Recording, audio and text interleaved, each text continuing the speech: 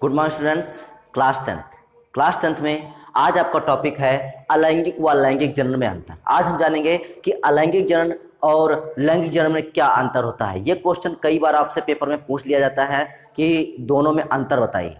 ठीक, तो वीडियो शुरू करने से पहले अगर आप हमारे चैनल पर नए हैं तो चैनल को सब्सक्राइब कर लें, बेल आइकन को दबाएं ताकि आपको वीडियो की नोटिफिकेशन मिल सके। चलिए शुरू करते हैं अलैंगिक व लैंगिक जनन में अंतर। Differences between asexual reproduction and sexual reproduction. ठीक, एक तरफ अलैंगिक जनन और दूसरी तरफ लैंगिक जनन। अलैंगिक जनन, इसमें केवल एक ही जनक भाग लेता है। मतलब इसमें क्या हमने पढ़ा है अभी तक, हमने ये जाना है कि कोई एक पौधा है, उससे हम क्या करें, उसको हम जो है प्राकृतिक जो है कायिक जनन या कृत्रिम कायिक जनन या अलैंगिक जनन के द्वारा हम क्या करते हैं, एक ही पौधे से या एक ही जीवधारी से कई जीवधारी का निर्माण कर सकते हैं। तो इसमें केवल एक ही जनक की आवश्यकता होती है, इसमें दो की आवश्यकता नहीं होती है। लैंगिक जनन में क्या होता है कि लैंगिक जनन में एक मेल होता है और एक फीमेल होता है। जब तक दो नहीं होंगे तब तक आपका लैंगिक जनन हो नहीं सकता है। तो इसलिए यहाँ पर इसका लिखा हुआ है कि इसमें दो जनक अर्थात नर व मादा भाग लेते हैं। तो पहला पॉइंट क्या हो गया, इसमें केवल एक ही जनक भाग लेता है और इसमें दो जनक अर्थात नर व मादा मेल व फीमेल भाग लेते हैं। दूसरा पॉइंट, यह जनन केवल आसूत्री व समसूत्री विभाजन द्वारा होता है। मतलब क्योंकि हमको यहाँ पर युग्मक बनाने नहीं होते हैं, तो जब युग्मक बनाने नहीं होते हैं तो उसमें असूत्री विभाजन कराना नहीं पड़ता है। तो यहाँ पर हमारा आसूत्री व समसूत्री विभाजन से ही काम चल जाता है।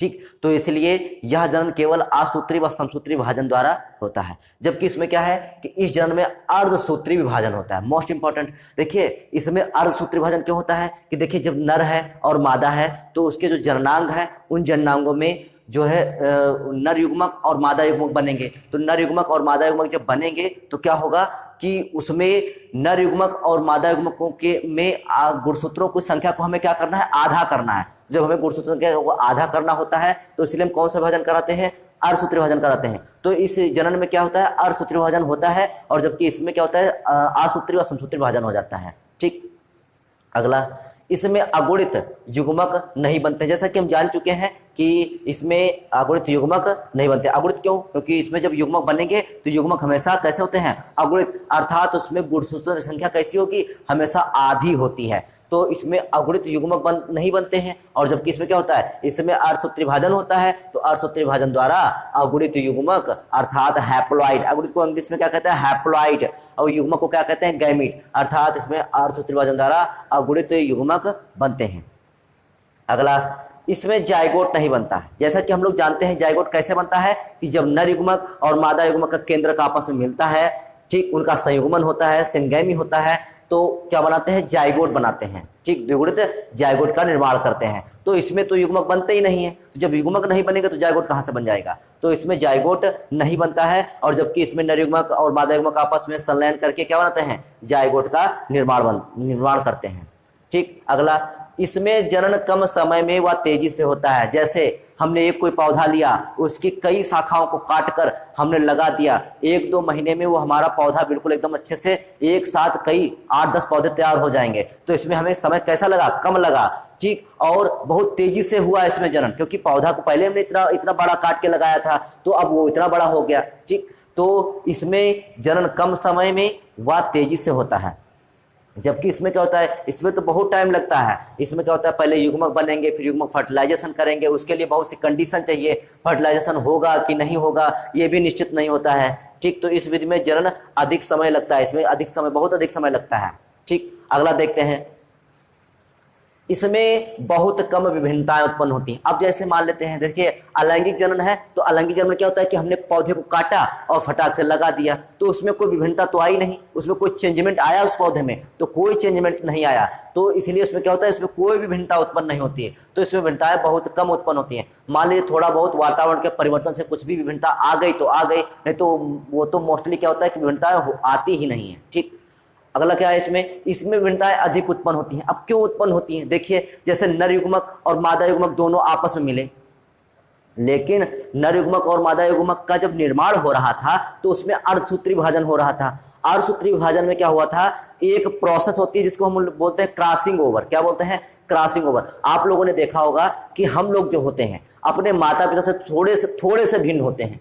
ठीक, कि हमें लगता है कि पहचान सकते हैं कि ये संतान उनकी हो सकती है, लेकिन एग्जैक्ट नहीं कह सकते। क्यों? क्योंकि वो संतान बिल्कुल अपने माता पिता से थोड़ी सी जरूर भिन्न होती है। ये भिन्नता आती क्यों है? क्योंकि हम लोगों में जब अर्धसूत्री विभाजन होता है तो अर्धसूत्री विभाजन में जो अवस्थाएं चलती हैं कोशिका विभाजन की, तो उसमें एक अवस्था में क्रॉसिंग ओवर होता है। ठीक, जिसको बोलते हैं जीन विनिमय। क्या बोलते हैं? जीन विनिमय बोलते हैं। तो उस जीन विनिमय प्रक्रिया के द्वारा क्या होता है कि जो गुणसूत्रों में अदला बदली होती है, जीनों की क्या होती है? अदला बदली होती है, जिस कारण से हम लोग क्या होते हैं, माता पिता से थोड़े भिन्न हो जाते हैं। तो जिस कारण से इसमें क्या होता है, इसमें अधिक भिन्नताएं उत्पन्न हो जाती हैं। तो इसमें बहुत कम भिन्नताएं उत्पन्न होती हैं और इसमें अधिक भिन्नताएं उत्पन्न हो जाती हैं। आगे, संतति जीवों की जीनी संरचना मात्र जीवों के एकदम समान होती है। हम जैसा जान ही चुके हैं कि इसमें कोई विभाजन तो होता नहीं, समसूत्री विभाजन होता है। तो इसमें संतति जीव जो होंगे तो जो उनकी जीनी संरचना होगी, जो जेनेटिक स्ट्रक्चर होगी, वो मात्र जीव जो पेरेंट जीव होंगे उनके कैसे होंगे? बिल्कुल एकदम समान होगी। जबकि इसमें क्या होगा, इसमें संतति जीव में माता पिता दोनों के जीन होने से, क्योंकि जब युग्मक बनेंगे तो युग्मक में क्या होगा, एक मेल आएगा एक फीमेल आएगा, दोनों आपस में मिल जाएंगे। तो इसमें कहा माता और पिता दोनों के जीन होने से संतति माता पिता से थोड़ी भिन्न हो जाती है। क्यों भिन्न हो जाती है? हमको आपको बता ही चुके हैं कि अपने लोगों में क्या होता है, जो जीवधारी होते हैं उनमें एक प्रक्रिया चलती है जिसको क्या बोलते हैं, क्रॉसिंग ओवर या जीन विनिमय बोलते हैं, जिस कारण से हम लोग क्या हो जाते हैं, माता पिता से थोड़े भिन्न हो जाते हैं। क्यों हो जाते हैं? क्योंकि जीन की अदला बदली होती है, जीन इधर उधर हो जाते हैं, जिस कारण से हम लोग माता पिता से थोड़े भिन्न हो जाते हैं। अगला, इनमें नई जातियां विकसित नहीं हो सकती। कैसे होंगी? जब हम किसी पेड़ को काटकर किसी चीज को किसी के द्वारा ही एक नया पौधा बना रहे हैं तो उसमें नई जातियां कैसे विकसित होंगी? वही जाति रहेगी। ठीक, क्योंकि विभिन्नताएं नहीं आ रही। विभिन्नताएं आएंगी तब एक नई जाति बनेगी, लेकिन विभिन्नता तो आ ही नहीं रही कहीं से, तो जाति बिल्कुल हमारी वैसे की वैसी रहेगी। जबकि इसमें क्या होता है, इसमें गुणसूत्रों की अदला बदली होती है, जीनों की अदला बदली होती है।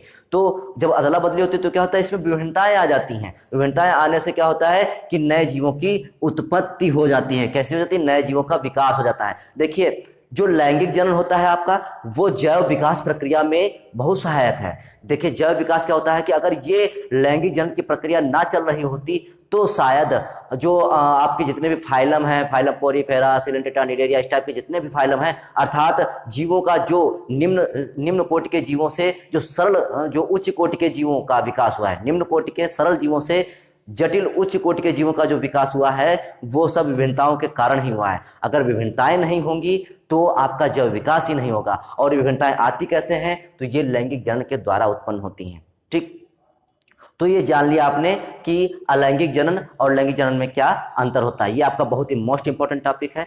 तो आज के लिए केवल इतना ही, बाकी नेक्स्ट वीडियो में, तब तक के लिए जय हिंद।